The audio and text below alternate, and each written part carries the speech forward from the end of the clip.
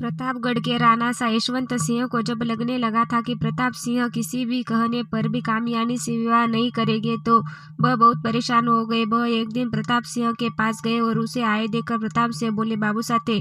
तब ठाकुर यशवंत सिंह उदास होकर बोले, बेटा, मारे को पता है कि थारी इच्छा ना है कामयानी से विवाह करने की, लेकिन बेटा समझने की कोशिश कर, वो बंजारन कभी भी इस राजघराने के बहू ना बन सके है। अगर ऐसा हुआ तो खानदान की सारी इज्जत चली जाओगी। पर बेटा थे घने छोटे थे तभी मारे ने ठाकुर सुल्तान सिंह को वचन दिया था कि उनकी बेटी कामयानी इस राजघराने की बहू बनेगी।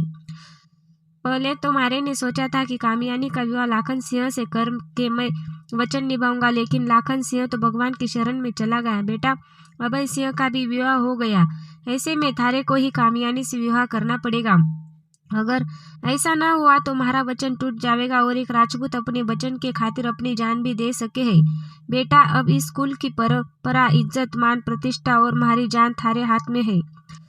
यह कहकर ठाकुर यशवंत सिंह ने अपनी पगड़ी उतारी और जैसे ही अपनी पगड़ी ठाकुर प्रताप सिंह के पैरों में रखने के लिए आगे बढ़े तब ठाकुर प्रताप सिंह ने उसका हाथ पकड़ लिया और बोले, सा थे यह क्या कर रहे हो? अरे थारी इज्जत मारे सर आंखों पर थे और मासा तो मारे के लिए भगवान से भी बढ़कर है। मारे को यह सब कर पाप का भागी ना बनाओ, भगवान भी मारे को नरक में जगह ना देवेगा। यह सुनकर ठाकुर यशवंत सिंह बोले, तो बेटा करूँ अगर थे कामयानी से विवाह ना करोगे तो सारी इज्जत तो मिट्टी में मिल ही जाएगी।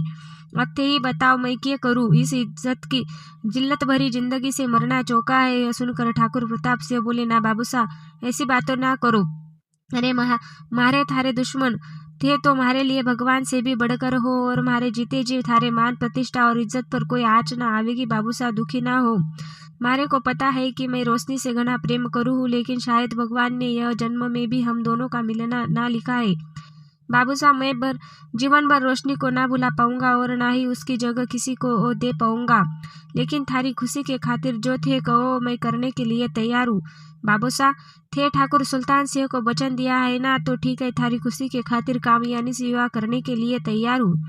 यह सुनकर ठाकुर यशवंत सिंह के चेहरे पर मुस्कान आ गई और ठाकुर प्रताप सिंह अपने को गले से लगाकर कहा, बेटा, मारे को थारे से ही उम्मीद थी, थे तो हवेली के होने वाले बारिश राणा सा हो। यह कहकर ठाकुर यशवंत सिंह कमरे से बाहर चले गए। ठाकुर यशवंत सिंह के अपने पिता राणा यशवंत सिंह को कामयानी से विवाह करने के लिए तो कह दिया, लेकिन अगर वह अंदर से ही पूरी तरह टूट चुके थे। उसके समझ में नहीं आ रहा था कि वह क्या करे। वह अपनी जान से ज्यादा रोशनी से प्रेम करते थे, लेकिन अपनी मासा और बाबू साहब को भी वह भगवान से बढ़कर मानते थे।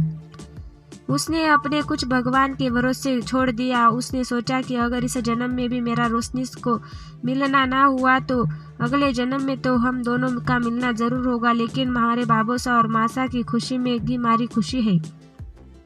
यह सोचकर ठाकुर प्रताप सिंह ने जैसे तैसे अपने माप को कामयानी से विवाह करने के लिए मना लिया। उधर कामयानी यह सोचकर बड़ी परेशान थी कि ठाकुर प्रताप सिंह की जिंदगी से वह रोशनी को कैसे निकाले। उसे कुछ समझ में नहीं आ रहा था। वह सोचने लगी थी कि अगर सब के दबाव में आकर ठाकुर प्रताप सिंह ने उसे विवाह कर लिया तब भी कुछ नहीं होगा। अरे विवाह करने से तो उसके लिए और भी मुसीबत खड़ी हो जाएगी। विवाह करते ही विवाह के मंडप में ही ठाकुर प्रताप सिंह की सारी शक्तियां जागृत हो जाएगी, जिसके आगे उसकी काली शक्तियां निष्क्रिय हो जाएगी। और यह सब तो पता है कि ठाकुर प्रताप सिंह रोशनी से कितना प्रेम करे। सोचकर कामयानी परेशान हो उठी। वह सोचने लगी कि जब रोशनी जीवित रहेगी तब तो ठाकुर प्रताप सिंह सिर्फ उसके ही बारे में सोचते रहेंगे, वह कभी भी उसे पत्नी का दर्जा नहीं दे पाएंगे।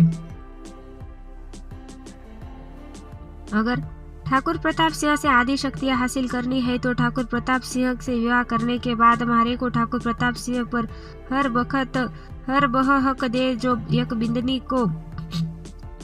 को देना होगा, तभी मुझे आदि दिव्य शक्तियां मिल पावेगी और तभी ठाकुर प्रताप सिंह को अपने प्रेम जाल में फंसाकर उसकी सारी दिव्य शक्तियां हासिल कर पाऊंगी। लेकिन रोशनी के होते हुए ऐसा कभी ना हो पावेगा। इसलिए तो यही उपाय है कि रोशनी को हमेशा के लिए ठाकुर प्रताप सिंह की जिंदगी से दूर कर दिया जावे तो ठीक रहेगा। यह सोचते हुए कामयानी के चेहरे पर गंभीरता के भाव आ गए। वह सोचने लगी कि ठाकुर प्रताप सिंह से विवाह करने के पहले ही उसे रोशनी को हमेशा के लिए रास्ते से हटाना होगा।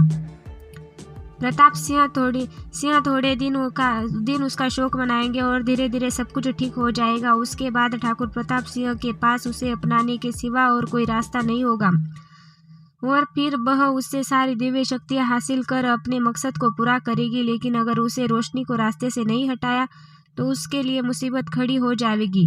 ठाकुर प्रताप सिंह तो उससे विवाह कर लेंगे, लेकिन विवाह के समय जागृत हुई शक्तियों से कहीं ठाकुर प्रताप सिंह को उसकी काली शक्तियां और तंत्र मंत्र के बारे में पता चल गया तो क्या होगा। यह सोचकर कामयानी परेशान हो उठी। फिर वह खड़ी हुई और अपने आप से कहने लगी, पिछले जन्म में मैं अपना लक्ष्य पूरा ना कर सकी तो क्या हुआ, इस जन्म में तुम्हारे को कोई रोक ना सके।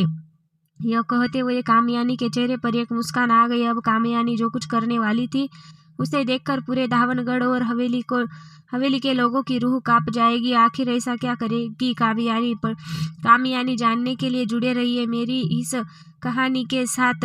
इंतजार करिए अगले भाग का। और आप सभी मेरी इस कहानी को कीमती वक्त निकाल कर देखने के लिए आप सभी का धन्यवाद।